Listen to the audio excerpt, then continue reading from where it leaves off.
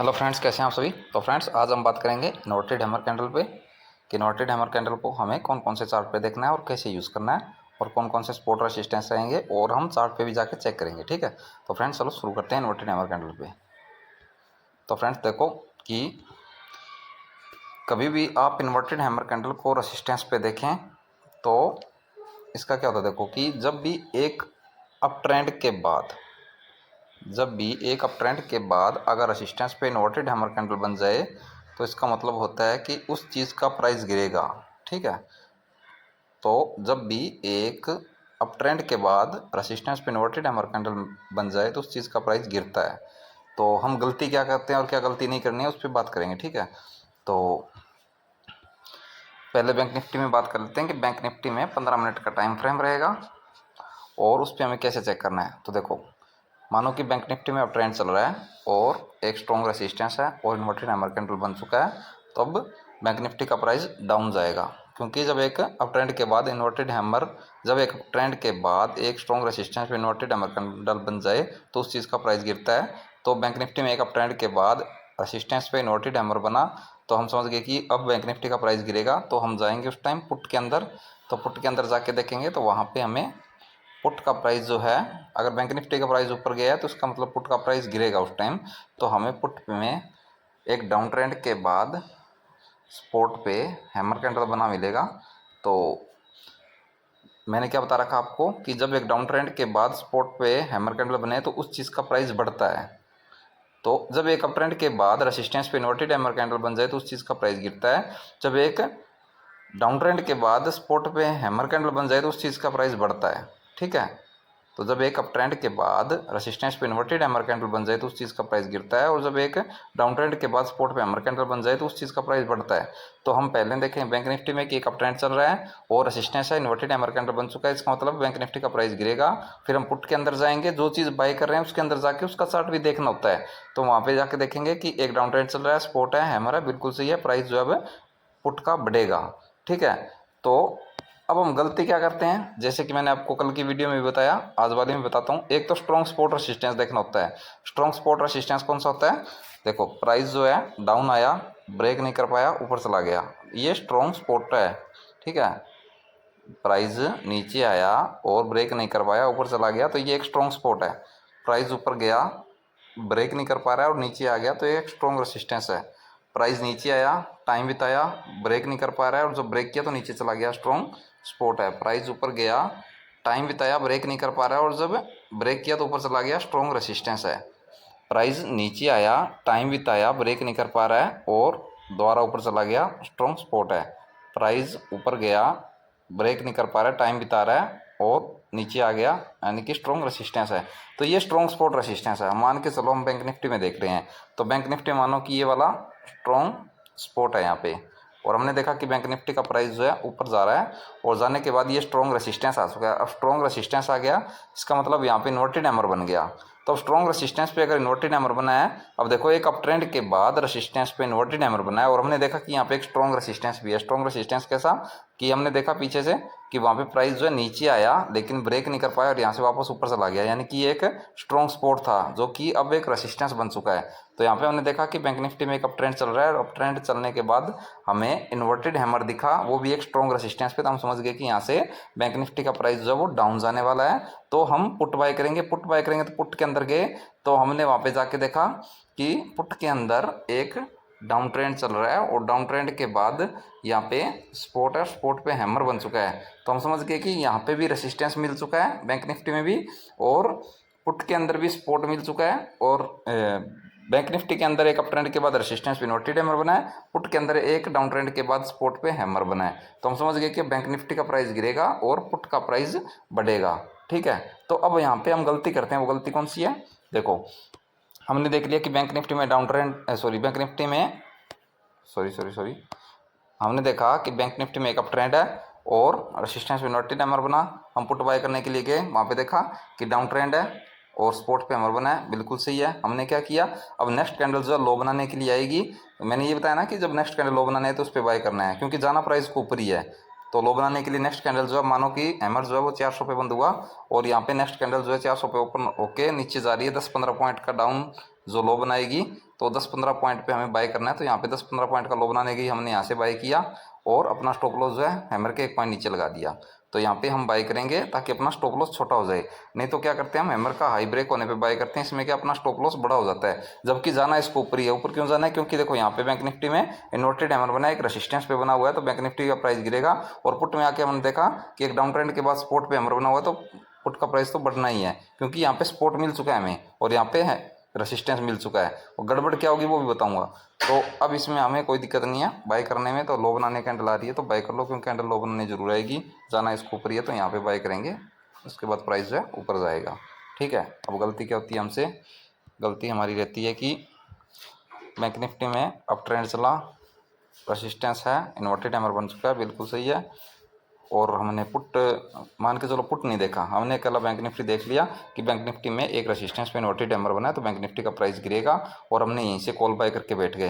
लेकिन call sorry यहीं से हम पुट बाय करके बैठ गए, लेकिन पुट के अंदर हमने जाके देखा ही नहीं कि पुट के अंदर क्या हो रहा है। कि हो सकता है कि पुट के अंदर डाउन ट्रेंड चल रहा हो, डाउन ट्रेंड तो देखो यहाँ पे अप ट्रेंड चला है, तो पुट के अंदर डाउन ट्रेंड ही मिलेगा, कोई बड़ी बात नहीं है। और यहाँ पे इन्वर्टेड हैमर बना है, तो जाहिर सी बात है पुट के अंदर हैमर ही मिलेगा। ठीक है। लेकिन सपोर्ट रेसिस्टेंस की गड़बड़ हो सकती है, जैसे कि यहाँ पे हो सकता है कि पुट के अंदर हमने देखा नहीं और हमने बाय कर लिया, और हमें मान के चलो यहाँ पे इन्वर्टेड हैमर बनने के बावजूद प्राइस जो है यहाँ से वापस ऊपर चला गया और हमें लॉस हो गया। तो ये लॉस क्यों होता है, क्योंकि हमें बाई चांस हो सकता है कि पुट के अंदर डाउन ट्रेंड चला, लेकिन डाउन ट्रेंड चलने के बाद सपोर्ट जो है उसको ब्रेक करके हैमर बन चुका है यहाँ पे। अब ये जो हैमर बना है ये रेसिस्टेंस पे, जबकि ये बनना था सपोर्ट पे, तो ये गड़बड़ हो सकती है हमसे। तो इस केस में हमें क्या करना होता है, इस केस में हमें जो है एक कैंडल का वेट करना होता है, ऐसी कैंडल जो प्राइस जो इस रेसिस्टेंस को ब्रेक कर दे, एक ऐसी कैंडल जो इस रेसिस्टेंस को ब्रेक कर दे, फिर हम बाय करेंगे, फिर प्राइस ऊपर जाएगा। क्योंकि हो सकता है कि हमने पुट का चार्ट ना देखें, हम हो सकता है हमने पुट का चार्ट नहीं देखा और यहाँ पे अकेला बैंक निफ्टी का चार्ट देख के हमने यहाँ से सोचा कि बैंक निफ्टी का तो प्राइस गिरेगा, अब बैंक निफ्टी का प्राइस गिरेगा, हम यहाँ से कॉल पुट बाय करके बैठ जाते हैं। लेकिन पुट का प्राइस थोड़ा बहुत ऊपर जाता है और यहाँ से वापस नीचे, क्योंकि यहाँ पे रेसिस्टेंस है। तो रेसिस्टेंस कितनी दूर है, और रेसिस्टेंस जो है वो रेसिस्टेंस कितनी दूर है, और सपोर्ट जो है उस पर हैमर बना या नहीं बना। मेन बात है कि ये जो हैमर बन रहा है यहाँ पे इन्वर्टेड हैमर है, तो पुट के अंदर हैमर मिलेगा। जो हैमर बन रहा है ये स्पोर्ट पे बना है या रेसिस्टेंस पे बना है, हो सकता है कि स्पोर्ट को ब्रेक करके रेसिस्टेंस पे हैमर बन जाए। तो इस केस में तो हमें वेट करना होता है। अगर हम पुट का चार्ट देख रहे हैं तो हम पक्का, अगर ऐसा कुछ केस मिला हमें कि हैमर जो है वो एक स्पोर्ट को ब्रेक करके रेसिस्टेंस पे बना है, तो इस केस में हम वेट करना होता है हमें कि एक ये रेसिस्टेंस जो है ये ब्रेक हो जाए, कोई कैंडल इसको ब्रेक कर दे, उसके बाद बाय करेंगे, प्राइस ऊपर जाएगा। नहीं तो क्या होता है कि प्राइस थोड़ा बहुत ऊपर गया, इस रेसिस्टेंस को छू के नीचे चल पड़ेगा, और ये थोड़ा बहुत तो नीचे आएगा, फिर यहाँ से वापस ऊपर। तो ये हो सकता है हमारे साथ। एक होता है कि हमने देखा कि बैंक निफ्टी में अप ट्रेंड चल रहा है और रेसिस्टेंस पे इन्वर्टेड हैमर बन चुका है, पुट के अंदर आए, वहाँ पे देखा डाउन ट्रेंड चल रहा है, हैमर बन गया लेकिन सपोर्ट दूर है। ठीक है। यहाँ पे तो रेसिस्टेंस पे इन्वर्टेड हैमर बना है, इसको देखते हो तो हम बाय कर लेंगे कि यार यहाँ पे बैंक निफ्टी का प्राइस तो डाउन जाएगा और जो अपना पुट है उसका प्राइस ऊपर जाएगा, तो हम बाय कर लेते हैं। लेकिन यहाँ पे जो है हैमर जो स्पोर्ट पे नहीं बना, स्पोर्ट से बहुत पहले बन चुका है, स्पोर्ट दूर है। तो यहाँ पे जो प्राइस घूम रहा है वो थोड़ा बहुत ऊपर जा सकता है, लेकिन स्पोर्ट को छूने के लिए नीचे आएगा, स्पोर्ट को छूने के लिए नीचे आएगा। तो अपना जो यहाँ पे हम इसको देख के अकेला इसको देख के बाय करके बैठे हैं, तो ये प्राइस जो वापस ऊपर चला जाएगा और ये यहाँ से यहाँ कहीं से दोबारा नीचे आएगा स्पोर्ट को छूने के लिए। अब ये स्पोर्ट को छूने के लिए नीचे आएगा तो हम फिर लॉस कर बैठेंगे।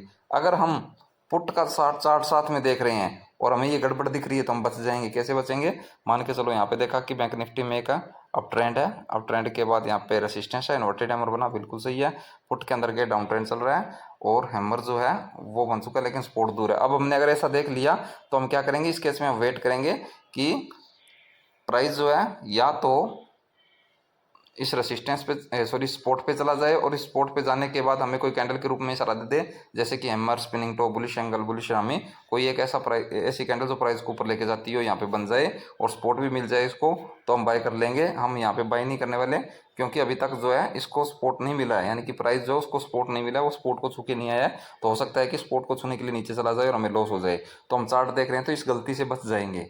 ठीक है। और अगर बाय चांस मान के चलो भी प्राइस चला भी जाए, चलो मानो स्पोर्ट पे नहीं आया और प्राइस यहाँ से सीधा ऊपर चला भी जाए, तो हम अगर इसका चार्ट साथ में देख रहे हैं पुट का चार्ट, तो हम ऊपर का जो रेसिस्टेंस है इसका वेट कर लेंगे कि ये रेसिस्टेंस ब्रेक हो जाए। अगर ये स्पॉट पे नहीं गया है प्राइस तो ये रेसिस्टेंस ब्रेक कर दे तो हम बाय कर लेंगे कि अब रेसिस्टेंस ब्रेक हो चुका है, प्राइस ऊपर जाएगा और इसका प्राइस नीचे गिरेगा। तो इस केस में हम वेट कर सकते हैं। तो ये दो चीज़ ध्यान रखनी है इसमें आपको, तो आप ये गलती मत किया करो, ठीक है।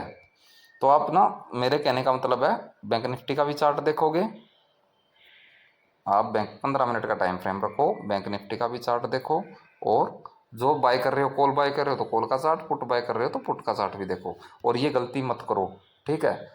हाँ, अगर आपने बैंक निफ्टी का चार्ट भी देखा, इन्वर्टेड हैमर बना, रेसिस्टेंस है बिल्कुल सही है, पुट का भी चार्ट देखा, पुट बाय करना है, डाउन ट्रेंड चल रहा है, हैमर बन गया लेकिन सपोर्ट भी है, तो बिल्कुल सही है, कोई दिक्कत नहीं, नेक्स्ट कैंडल लो बना नहीं रहा, बाय कर लो, प्राइस ऊपर चला जाएगा।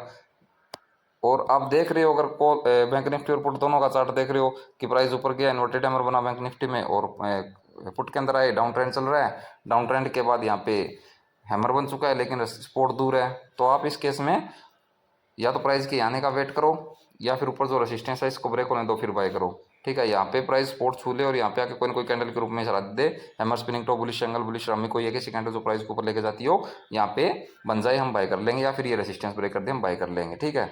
या फिर बैंक निफ्टी में अप ट्रेंड चल रहा है, रेसिस्टेंस पे इन्वर्टेड हैमर बन चुका है, और पुट के अंदर डाउन ट्रेंड चल रहा है, हैमर बन चुका है लेकिन स्पॉट को ब्रेक करके बना है। तो अब ऐसा केस भी हो सकता है, अगर ऐसा हो तो इस केस में भी हम लॉस नहीं करेंगे, हम बच जाएंगे। अगर हम पुट का चार्ट साथ में देख रहे हैं तो हम क्या करेंगे, हम वेट करेंगे उस कैंडल का जो ये रेसिस्टेंस ब्रेक कर दिया, भाई ये रेसिस्टेंस ब्रेक हो जाए तो हम समझ जाएंगे कि अब जो पुट का प्राइस ऊपर जाएगा, बैंक निफ्टी का गिरेगा, तो इस केस में भी हम लॉस से बच जाएंगे और हम बिल्कुल सही ट्रेड ले पाएंगे। तो इसलिए आपको बैंक निफ्टी और जो चीज़ कॉल बाय करनी है तो कॉल, पुट बाय करनी है तो पुट का चार्ट देखना होता है, ठीक है। तो अब इन्वर्टेड हैमर कैंडल हम जाके चार्ट पे देखेंगे, ठीक है। तो चलो चार्ट पे जाके देखते हैं कि वहाँ पे क्या हो रहा है। वहाँ पे एक दो चीज़ें देखेंगे, और भी कुछ चीज़ें देखेंगे ताकि आपको समझ में आ जाए, ठीक है। तो चलो चार्ट पे जाके चेक करते हैं। तो फ्रेंड्स, हम बैंक निफ्टी के चार्ट पे आ चुके हैं। तो यहाँ पे हम देखेंगे और यहाँ पे आपके एक दो डाउट भी क्लियर हो जाएंगे। वो कैसे, वो आपको बताता हूँ। जैसे कि कई बार क्या होता है कि एक तो होता है जैसे कि प्राइस बहुत ज़्यादा ऊपर गया और यहाँ पे इन्वर्टेड हैमर बना दे, एक तो ये देखो एक अप ट्रेंड के बाद, ठीक है, या फिर एक डाउन ट्रेंड के बाद यहाँ पे हैमर बना दे, तो एक तो ऐसा होता है। एक होता है कि एक दो कैंडल के बाद ही बन जाता है कि प्राइस थोड़ा बहुत ऊपर गया, एक दो कैंडल बनी और यहाँ पे इन्वर्टेड हैमर बन गया, तो आप चक्कर में पड़ जाते हो कि यार ये वाला काम करेगा या नहीं करेगा। तो काम करेगा लेकिन रेसिस्टेंस या सपोर्ट जो वो स्ट्रॉन्ग होना चाहिए। जैसे कि यहाँ पे है, एक दो कैंडल बनी और प्राइस ऊपर गया और यहाँ पे इन्वर्टेड हैमर बन गया। अब एक दो कैंडल के बाद यहाँ पे इन्वर्टेड हैमर बन गया, तो आप क्या देखोगे कि पास में स्ट्रॉन्ग रेसिस्टेंस है या नहीं। तो आपने देखा कि यहाँ पे एक स्ट्रॉन्ग रेसिस्टेंस है, ये वाला स्ट्रॉन्ग रेसिस्टेंस है। तो अब देखो कि ये स्ट्रॉन्ग रेसिस्टेंस कैसे है। तो जैसे कि मैंने अभी आपको समझाया कि कौन कौन से स्ट्रॉन्ग सपोर्ट रेसिस्टेंस होते हैं। तो यहाँ पे देखो प्राइस जो ऊपर गया, ब्रेक करने की कोशिश की, ब्रेक नहीं कर पाया और प्राइस नीचे, तो यानी कि यहाँ पे एक स्ट्रॉन्ग रेसिस्टेंस है। यहाँ से प्राइस ऊपर गया, ब्रेक करने की कोशिश की, ब्रेक नहीं कर पा रहा है और प्राइस जो है नीचे आ गया, यानी कि यहाँ पे कैंडल ने टाइम बिताया, ब्रेक करने की कोशिश की, ब्रेक नहीं कर पाया और नीचे आ गया, फिर इसको ब्रेक किया तो प्राइस यहाँ से ऊपर चला गया। तो यानी कि ये वाला भी एक स्ट्रॉन्ग रेसिस्टेंस है, ये भी एक स्ट्रॉन्ग रेसिस्टेंस है, यहाँ पे भी स्ट्रॉन्ग रेसिस्टेंस है। तो ये जो इन्वर्टेड हैमर बना है ये एक स्ट्रॉन्ग रेसिस्टेंस पे बना है, ठीक है। तो ये जो है काम करेगा। मैंने क्या बोला कि एक देखना है पास में स्ट्रॉन्ग सपोर्ट या रेसिस्टेंस है नहीं तो वो काम करेगा। अब अगर आप यहाँ पे देखते कि प्राइस के ऊपर जाने के बाद यहाँ पे इन्वर्टेड हैमर बन जाता है, तो आप समझ गए कि बैंक निफ्टी का प्राइस गिरेगा, क्योंकि यहाँ पे एक स्ट्रॉन्ग रेसिस्टेंस पे इन्वर्टेड हैमर बना है तो बैंक निफ्टी का प्राइस गिरेगा। लेकिन अब देखो कि ये गिरेगा कहाँ तक। तो आपने देखा कि पास में एक स्ट्रॉन्ग सपोर्ट है, ये वाला स्ट्रॉन्ग सपोर्ट हो गया ना, कि प्राइस नीचे आया, ब्रेक नहीं कर पाया, टाइम बिता रहा और ऊपर चला गया, तो ये क्या हो गया, एक स्ट्रॉन्ग सपोर्ट हो गया। तो या तो आप इसके ब्रेक होने का वेट करो, इन्वर्टेड हैमर बन गया, मानता हूँ बात आपकी, आप सेल कर सकते हो। अगर आपको यहाँ पे 30-40 पॉइंट मिल रहे हैं तो आप पुट बाय करके बैठ सकते हो, पुट के अंदर जाके पुट बाय कर लो। अगर आपको यहाँ पे 30-40 पॉइंट मिल रहे हैं तो आप यहाँ पे पुट बाय कर लो इसके इन्वर्टेड हैमर बनते ही, क्योंकि एक स्ट्रॉन्ग रेसिस्टेंस बना है, प्राइस नीचे गिरेगा। तो आप ये टारगेट रखो। ये क्यों रखोगे, क्योंकि यहाँ पे एक स्ट्रॉन्ग सपोर्ट है, तो ये टारगेट रखो। जब यहाँ पे प्राइस पहुंच जाए तो आपको निकलना पड़ेगा, और पुट के अंदर आपको देखना पड़ेगा वहाँ पे रेसिस्टेंस क्या है, तो उसको देखते हुए आपको पुट के अंदर निकलना पड़ेगा, क्योंकि यहाँ पे एक स्ट्रॉन्ग सपोर्ट है।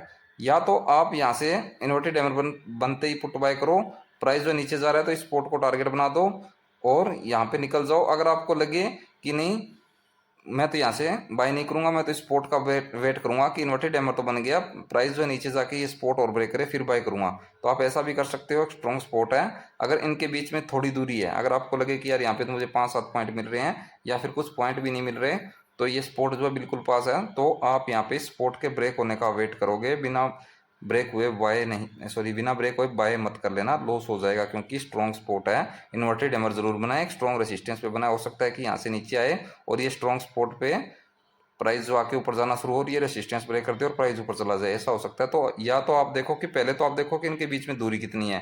ये देखो आपको यहाँ पे कितने पॉइंट मिल रहे हैं, इन्वर्टेड हैमर बना तो यहाँ से यहाँ तक आपको पुट के अंदर कितने पॉइंट मिल रहे हैं पहले तो ये देखो। अगर आपको लगे कि 30-40 पॉइंट मिल रहे हैं तो यहाँ से सेल करके चलो, यहाँ पे जो है आप टारगेट बना दो, यानी कि पुट बाय करके चलो यहाँ से, और यहाँ पे आप टारगेट बना दो। यहाँ पे पहुंचने के बाद आप देखो कि यहाँ पे माजरा क्या है, यानी कि कैंडल जो है वो क्या दिखा रहा है आपको। अब आपको लग रहा है कि एक फुल मूवमेंट के साथ रेड कैंडल जो है ये इसको ब्रेक कर रही है, और बॉडी भी जो है ब्रेक करके बंद हो चुकी है, यानी कि इस रेसिस्टेंस, सॉरी, इस सपोर्ट के नीचे एक रेड कैंडल जो है फुल मूवमेंट के साथ ब्रेक करती है, और बॉडी जो है इसके साथ चिपक के बंद हुई है, या फिर रेड कैंडल जो है इस जो ये सपोर्ट जो है ये ब्रेक करके बॉडी जो है ब्रेक करके बंद हुई है यहाँ पे कैंडल की, तो आप दोबारा पुट बाय करो। अब प्राइस जो है नीचे ही जाने वाला है, क्योंकि अब एक स्ट्रॉन्ग सपोर्ट ब्रेक हो चुकी है, प्राइस जो है नीचे गिरेगा बैंक निफ्टी का। अगर आपने यहाँ से सेल किया, यानी कि बैंक निफ्टी को यहाँ से आप सेल करके चल रहे हो, या फिर यहाँ से कॉल सेल करके चल रहे हो, या फिर यहाँ से आप पुट बाय करके चल रहे हो, जो भी कर रहे हो, तो यहाँ से आप देखो दूरी कितनी है, ये टारगेट बनाओ। यहाँ से आपने पुट बाय किया तो ये टारगेट बनाओ। अगर आपने यहाँ पे बाय नहीं किया और आपको लग रहा है कि यहाँ तक मुझे कुछ नहीं मिलने वाला, यानी कि 5-10 पॉइंट मिल रहे हैं, तो आप रहने दो, यहाँ से बाय मत करो पुट, इसको नीचे आने दो और स्ट्रॉन्ग सपोर्ट का ब्रेक होने का वेट करो। अगर ये स्ट्रॉन्ग सपोर्ट ब्रेक होता है तो आप पुट बाय करो और नेक्स्ट सपोर्ट तक टारगेट बना दो, प्राइस आपको टारगेट दे देगा, ठीक है, यानी कि फिर आपको यहाँ तक का टारगेट मिल जाएगा, ठीक है। अगर आपको लगे कि इन दोनों के बीच में बहुत दूरी है, मुझे यहाँ पे 30-40 पॉइंट मिल रहे हैं, तो यहाँ पे जब इन्वर्टेड हैमर बना और एक स्ट्रॉन्ग रेसिस्टेंस पे बना तो आप यहाँ पे पुट बाय कर लेते हैं। पहले ये टारगेट रख दिया, प्राइस यहाँ पे पहुंचा और आपने देखा कि एक रेड कैंडल जो फुल मूवमेंट के साथ इसको ब्रेक कर रही है और बॉडी जो ब्रेक करके नीचे बंद हुई है, तो आप दोबारा पुट बाय करते हैं और उसके बाद आप नेक्स्ट टारगेट, नेक्स्ट स्पॉट है उसको टारगेट बनाते हैं। प्राइस जो यहाँ पे इसको ब्रेक किया और नीचे आ गया और ये आपको ये टारगेट मिल गया, ठीक है। तो ऐसा करना आपको, ठीक है, समझ में आ गया। तो अब देखो, अगर बाय चांस ये जो स्पॉट है ये बिल्कुल पास होती है, इन्वर्टेड हैमर बना और स्पॉट, यही स्पॉट बिल्कुल पास में होती है यहाँ पे, और यहाँ पे इन्वर्टेड हैमर बन गया मान लो, और बिल्कुल पास में स्पॉट है, और आपने यहाँ पे ये नहीं देखा कि स्पॉट जो बिल्कुल पास है, और आप पुट बाय करके बैठ के प्राइस नीचे आया और यहाँ पे इसका सपोर्ट लिया, प्राइस ऊपर चला और ये रेसिस्टेंस ब्रेक कर देता है तो प्राइस ऊपर चला गया। तो इस केस में क्या करना होता है, अगर आपको लगे कि बिल्कुल पास में स्ट्रॉन्ग सपोर्ट है, प्राइस जो नीचे जा रहा है, तो इस सपोर्ट का ब्रेक होने का वेट करना है। अगर ये ब्रेक नहीं हो रही है, यहाँ से सपोर्ट लेके प्राइस ऊपर जा रहा है, तो इस रेसिस्टेंस का वेट करना है कि ये रेसिस्टेंस ब्रेक हो जाए। अब अगर ये रेसिस्टेंस फुल मूवमेंट के साथ ब्रेक हो रहा है तो आप कॉल बाय करो, प्राइस यहाँ से ऊपर जाएगा, ठीक है। तो चलो अब पुट के अंदर हम जाके देखते हैं कि हमें वहाँ पे स्ट्रॉन्ग सपोर्ट मिला या नहीं मिला, या फिर वहाँ पे इस स्पोर्ट पे ये जो रेसिस्टेंस पे इन्वर्टेड हैमर बना हुआ है पुट के अंदर, वहाँ स्पोर्ट पे हैमर बना या नहीं बना, ठीक है, वो चीज़ देखेंगे जाके, ठीक है, और कितना टारगेट मिला। तो चलो चेक करते हैं, ये कौन से दिन का है, ये है 6 सितंबर का, ठीक है, ये 6 सितंबर का है, 10:30 का कैंडल है, 6 सितंबर 10:30 का कैंडल जाके देखना है 44,500 की पुट के अंदर, ठीक है। चलो चेक करते हैं। तो फ्रेंड्स हम पुट के चार्ट पे आ चुके हैं, और यहाँ पे 6 सितंबर का 10:30 का कैंडल हम देख रहे हैं, जो कि बैंक निफ्टी के अंदर 6 सितंबर 10:30 का जो कैंडल है वो एक प्राइस ऊपर गया और यहाँ पे रेसिस्टेंस पे इन्वर्टेड हैमर बना हुआ है। तो यहाँ पे हमें क्या दिखना चाहिए, पुट के अंदर हमें एक डाउन ट्रेंड के बाद यानी कि स्पॉट पे हैमर दिखना चाहिए, तो सेम वैसा हो रहा है, लेकिन ये जो हैमर है ये बहुत बड़ा है, यानी कि आप बड़ा बोल सकते हो इसको। ये देखो कैंडल कितनी बड़ी है, पुट के अंदर बहुत बड़ी कैंडल दिखा रहा है। तो कई लोग क्या है कि इसको देखते हुए ये नहीं मानते कि ये हैमर नहीं है यार, क्या करें। तो अगर बैंक निफ्टी के अंदर एक रेसिस्टेंस पे इन्वर्टेड हैमर बन चुका है तो आप उसको देखते हुए यहाँ पे पुट के अंदर बाय कर सकते हैं, लेकिन पुट के अंदर मेन जो कारण है वो सपोर्ट रेसिस्टेंस का रहता है कि सपोर्ट पे बना या नहीं बना। अगर ये जो है ये कैंडल जो है सपोर्ट पे बनी है तो इसको आप हैमर बोल सकते हो, क्योंकि ये सपोर्ट पे बना हुआ है, कोई दिक्कत नहीं है, प्राइस यहाँ से ऊपर चला जाएगा। क्योंकि बैंक निफ्टी के अंदर एक अप ट्रेंड के बाद रेसिस्टेंस पे इन्वर्टेड हैमर बना है, तो यहाँ पे मैंने कल भी बताया था कि हमें चक्कर कैंडल का नहीं पड़ रहा। अगर बैंक निफ्टी के अंदर रेसिस्टेंस पे इन्वर्टेड हैमर है तो प्राइस नीचे आना है, लेकिन चक्कर जो पुट या कॉल जो हम बाय करते हैं उसके अंदर सपोर्ट रेसिस्टेंस का चक्कर पड़ता है। तो यहाँ पे ये जो बना है ये सपोर्ट पे बना है या नहीं बना, इतना ध्यान रख लो। यहाँ पे चाहे ये आपका पूरा सही तरीके से हैमर नहीं बनाओ, लेकिन बैंक निफ्टी के अंदर तो इन्वर्टेड हैमर बना हुआ है ना एक अप ट्रेंड के बाद रेसिस्टेंस पे, तो यहाँ पे कोई सीन नहीं है। चाहे ये हैमर ना बनाओ, चाहे ये छोटा हैमर बनाओ, चाहे बड़ा बनाओ, चाहे ये हैमर के जैसा दिख रहा हो आपको, चाहे ना दिख रहा हो, लेकिन यहाँ से प्राइस जाना ऊपर है, ये स्पॉट पे बन चुका है। तो आप इसको जो है मान के चल सकते हो, ठीक है, ऐसी टेंशन मत लेना। तो यहाँ पे देखो प्राइस नीचे आया और यहाँ पे हैमर कैंडल दिखता है, लेकिन हैमर कैंडल थोड़ा बड़ा है, तो आप इसको देख के इग्नोर मत कर देना, कभी बाय कर लेना। यहाँ पे प्राइस नीचे आया और हैमर कैंडल दिखा। अगर हैमर कैंडल देखते ही हम जो है यहाँ पे देखते हैं कि स्पॉट मिला या नहीं मिला, तो यहाँ पे एक स्ट्रॉन्ग स्पॉट भी है। अगर देखोगे प्राइस जो है नीचे आया और यहाँ पे आके टाइम बिता रहा है, तो टाइम बिता रहा है यानी कि ब्रेक नहीं कर पा रहा है, ब्रेक नहीं कर पा रहा है इसका मतलब यहाँ पे एक स्ट्रॉन्ग स्पॉट है। तो ये स्ट्रॉन्ग स्पॉट है, कोई बड़ी बात नहीं है। आप इसको स्ट्रॉन्ग स्पॉट को देखते हुए, इस पे कैंडल को देखते हुए बाय कर सकते हो, प्राइस जो यहाँ से ऊपर जाएगा। तो अगर आप इस हैमर को देखते हुए बाय ना भी करते, अगर आप देखते कि यार मैं कंफ्यूज हो रहा हूँ, मैं बाय नहीं करूँगा, तो आप एक काम कर सकते थे, नेक्स्ट कैंडल का इंतजार कर लेते। अब नेक्स्ट कैंडल जो है वो यहाँ पे क्या बना हुआ है, नेक्स्ट कैंडल यहाँ पे अगर आप देखोगे तो स्पिनिंग टॉप बना हुआ है। अगर इसको स्पिनिंग टॉप भी अगर आप एक्सेप्ट नहीं करते हो, तो ये दोनों कैंडल को अगर मिलाओगे तो बुलिश रामी बना हुआ है। तो दोनों दोनों कैंडल को मिला के बुलिश रामी बना हुआ है। तो आप बुलिश रामी को देख के भी बाय कर सकते थे। क्यों कर सकते थे, आपने पढ़ा होगा जब एक डाउन ट्रेंड के बाद स्पॉट पे बुलिश रामी बन जाए तो उस चीज़ का प्राइस बढ़ता है। तो यानी कि पुट के अंदर यहाँ पे एक डाउन ट्रेंड के बाद स्पॉट पे बुलिश रामी बना है, तो इसका मतलब पुट का प्राइस बढ़ेगा। ठीक है, जब एक डाउन ट्रेंड के बाद स्पॉट पे स्पिनिंग टॉप बनता है तो उस चीज़ का प्राइस बढ़ता है, यानी कि पुट के अंदर एक डाउन ट्रेंड के बाद स्पॉट पे स्पिनिंग टॉप बना है, तो आप बाय कर सकते थे कि अब पुट का प्राइस बढ़ेगा। अगर आप हैमर को देखते हुए, अगर पुट के सॉरी बैंक निफ्टी के अंदर आप अगर रेजिस्टेंस पे इन्वर्टेड हैमर को देखते हुए और पुट के अंदर अकेला आके स्पॉट देखते हो और स्पॉट पे आपको लगता है कि यार वहाँ पे इन्वर्टेड हैमर है, तो यहाँ पे ये हैमर हम बोल सकते हैं। और इसको देखते हुए अगर आप बाय करते तो नेक्स्ट कैंडल पे आपको बाय करना था, जो नेक्स्ट कैंडल लो बनाने आई तो आप बाय कर सकते थे। तो नेक्स्ट कैंडल का लो कितना है, 229 का लो है। तो इसने जब लो बनाने के लिए डाउन साइड आई तो आपको बाय करना था। स्टॉप लॉस आपका बिल्कुल छोटा रहता है, यहीं पे हैमर के एक पॉइंट नीचे लगा देते आप, यहाँ कहीं जो स्पॉट है स्ट्रॉन्ग स्पॉट के नीचे आप स्टॉप लॉस लगा देते।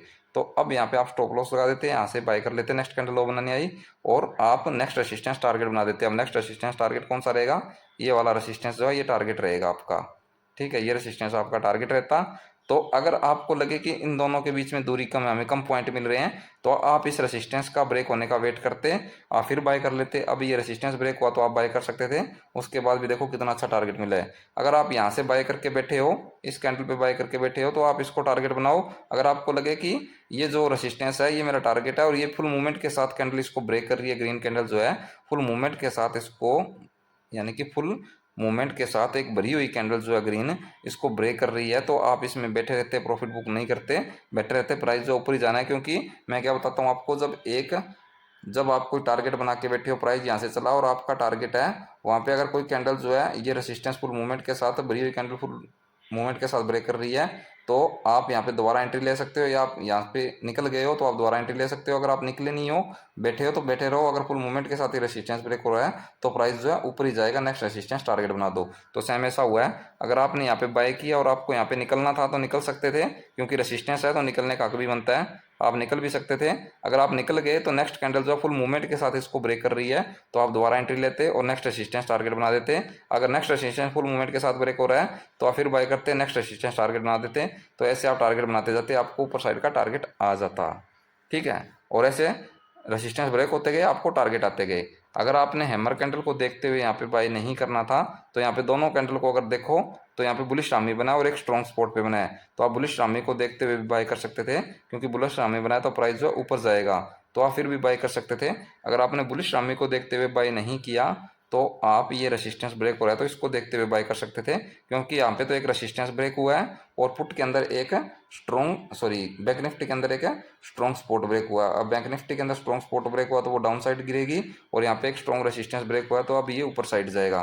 तो आप इस केस में ऐसे भी बाय कर सकते थे।